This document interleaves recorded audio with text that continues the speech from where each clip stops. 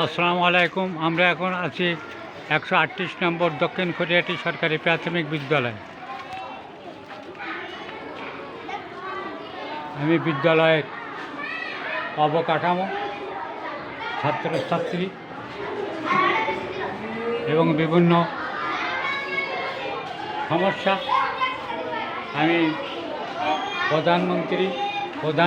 প্রধান শিক্ষক তার কাছে আমি জানতে চাইব একটু পরে।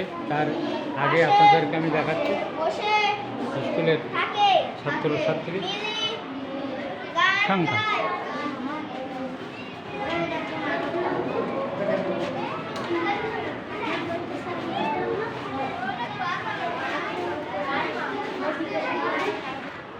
আমি এখন অত্র বিদ্যালয়ের প্রধান শিক্ষক মোহাম্মদ আলিমুদ্দিন সাহেবের কাছে জানতে চাই আপনার স্কুলের সমস্যা কী কী সমস্যায় আপনারা আছেন।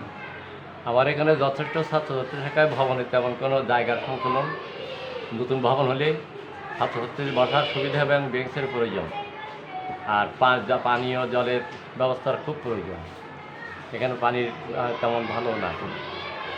আমি দেখতে পেলাম তো তিনটে শ্রেণীকক্ষ, তিনটে শ্রেণীকক্ষ দিয়ে আপনি 6টা ক্লাস কী করে করেন? ওই প্রথম শিফট, দ্বিতীয় শিফট ওয়াইজে আপনারা কাজ করছেন? 2 শিফটের কাজ করে। আর এখানে পানির যে ব্যবস্থা, আপনার পানির ব্যবস্থা আমরা বাড়ির থেকে আনি, আর ওই বাচ্চারাকে বোতলে পানি নিয়ে আসে। এখানে যে আমরা দেখলাম যে ট্যাঙ্কি আছে, ওই পানি বৃষ্টির সময় সমস্যা হয় না, কিন্তু একটু ওই বৃষ্টির সবসময় তো থাকবে না, গরমকালে তখন তো পানির সমস্যা হবে। আপনার এখানে ছাত্রছাত্রীর সংখ্যা কত? 232। শিক্ষক সংখ্যা 6 জন, একজন ডিটিপিটি আছে। তাহলে আপনার এখানে এখন আমি বুঝতে পারছি যে মেন সমস্যা হচ্ছে আপনার পানি এবং শ্রেণীকক্ষের অভাব।